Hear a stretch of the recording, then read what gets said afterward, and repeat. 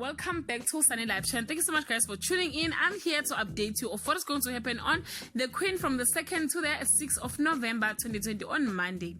Hector and Georgina are worried when one of their best disappears.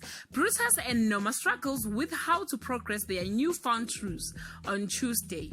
Vuyiso shut out her trauma, taking a new personality that startles the people around him. Brutus drops a bomb on the causes on Wednesday. Norma learns the hard way that you can't teach an old dog new tricks. Vuyiso jeopardizes her career on Thursday. Norma turns the table on Brutus. Vuyiso's behavior continues to puzzle everyone around her on Friday.